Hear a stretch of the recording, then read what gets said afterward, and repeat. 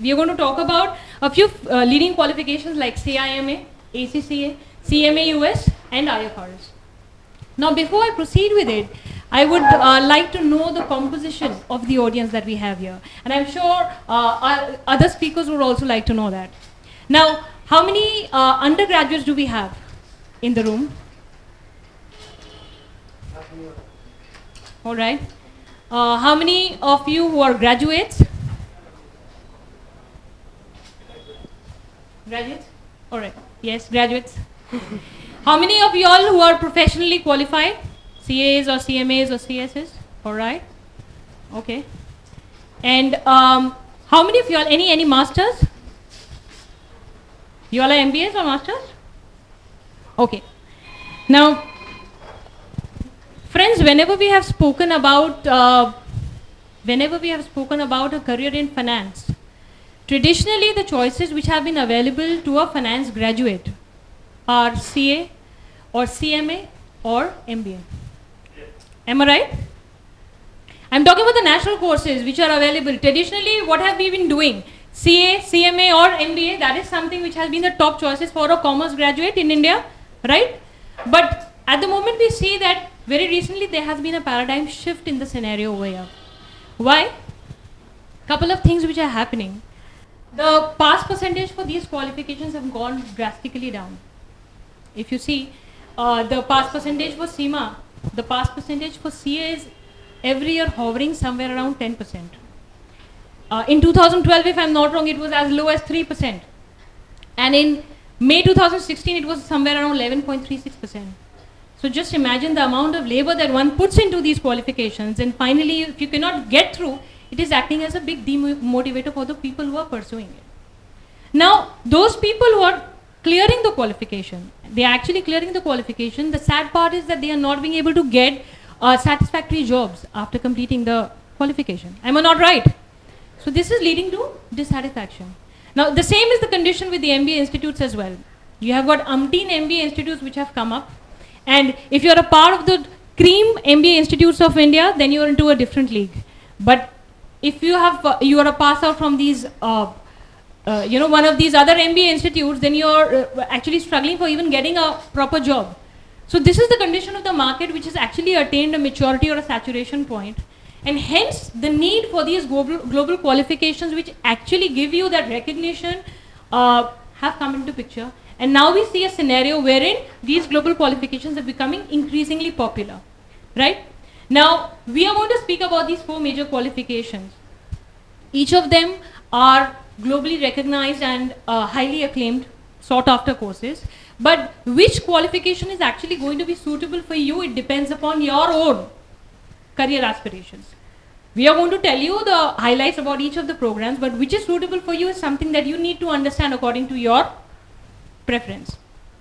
Now, to start off with, let's try to understand what is it that is making these global qualifications so attractive, or what is so different about these global qualifications? Can I have some responses? What do you think make these global qualifications so sought after? Okay. I was not expecting it to be the first one. Anyways, yes. I think it would be, we should start off with the main thing which actually is make these qualifications very attractive is the quality of the content, the quality of the syllabus that is there. It is needless to say that it is actually internationally set, and it's actually, it is set by international experts, and it's truly world class, the syllabus that has been set for each of these qualifications. Now, do you actually have an idea about how the syllabus is set? The syllabus for these qualifications is constantly revised and updated as per the changes in the economy as well as the changes in the demands of the needs of the employers. What these people do is, it's very important, please listen to it. These institutes are actually having an interlocking research, extensive interlocking research with the employers of the leading companies globally. And they are trying to, with this research, they are actually trying to find out what is it that they are wanting from the candidates. So these people, these institutes are wanting to, they have gone out to the CFOs and the leading, of all the leading companies globally, and they have tried to understand what is it that they need from the candidates to drive the business forward. Now, based on the inputs that they have got from them, they have devised this competency framework. Now the competency framework that they have devised, which means that these are the skill sets that they are requiring from the candidates, the employers are requiring from the candidates. And this competency framework therein becomes the foundation or the base for their syllabus. So which means that if you're doing these global qualifications, you are actually studying those, you're actually studying that which the employer is actually going to demand from you. Actually, there was a research which was conducted in the West, and the outcome was that they actually found out that there is a huge disconnect between what the employers are wanting from the employees and what the employees are actually delivering. There is a huge disconnect. So now to meet this up, they have devised this. So they keep updating the syllabus and they have devised the entire curriculum in such a way that you become relevant to the industry. You are studying something and you are getting that knowledge and that level of skills which is required by the employer, who is in turn going to actually employ you in future. Right? Secondly, these global qualifications come with a global accreditation. They are recognized across 180 countries of the world. So it's actually, if you're doing a global qualification, it's a passport for a successful global career. You get a global recognition. If you are an ACC or if you are a CIMA, you get that stamp that yes, you get a global recognition for the knowledge that you have gained, for the commitment, for your experience, for your skill sets.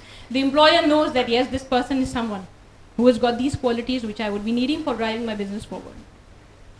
And of course, these global qualifications also make you more employable, and they help you to increase your earnings. Your earning potential is definitely increased if you're doing one of them. Now, the esteemed speakers for the evening are going to actually tell you about the details of the program. I would have shared in a nutshell what I feel about them, but I think we are running out of time. All right. See, CIMA, to start off with, is actually the world's largest body of management accountants. Okay. Now, in a layman's language, if I want to explain you all, CIMA would be a beautiful combination of CA and MBA. It provides you with in-depth, extensive knowledge like CA, and also give you the broad industry outlook like an MBA. So, management accountancy is basically, CIMA is all about management accountants, and management accountancy, I'm sure you know that who management accountants are. Management accountants are not financial accountants. They are far more than that. Management accountants are the people who actually have the holistic view and the end-to-end view of entire scheme of affairs in a business.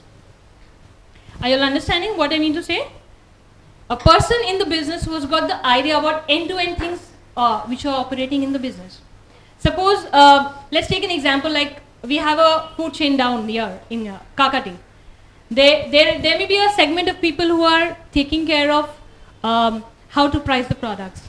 There may be a section of people who are taking care of sourcing the raw materials. Some people are taking care of customer satisfaction. But how many people are there who actually have the idea of the entire scheme of affairs, the holistic view of the entire business? That is the management accounting. So if you really want to be operating at the heart of the business, CIMA is for you. Next comes ACCA. ACCA is the largest body for global accountants in the world. It's a 112 years old institution, and if you really have a flair for taxation or auditing or compliance, regulatory matters, finance, ACCA is for you. It actually gives you auditing rights in the UK, in the European zone, along with 45 other countries, including Singapore, Malaysia, Hong Kong. In Singapore, in fact, you know, the CA office in Singapore is, I think, very small, and if you enter into a CA office of Singapore inquiring about the CA over there, they'll tell you, please go log on to the ACCA website and do ACCA. This is the kind of authority that you get after doing these qualifications. Now, third is the IFRS from UK, International Financial Reporting Standards. I'm sure everybody knows about it. And if you are into the accounting domain, you must be knowing that it is mandatory for all the corporates across the globe to follow IFRS going from 2017. So if you're into the accounting domain and you do not have the idea of IFRS, I think you're already obsolete. To stay alive and to stay relevant, you will need the knowledge of IFRS. And lastly, we are also going to tell you about the program highlights of CMA from US. It's a beautifully designed short-term course for management accountants. You need to invest about 8 to 9 months to get that certification, and then you can get yourself rolling. So guys, we are not trying to sell anything to you. We are just trying to create awareness about these programs so that you can take an informed decision. Please do the due diligence and validation from your part and take a call. The choice needs to be yours because the future is yours. That's it from me. Over to you, Kirti.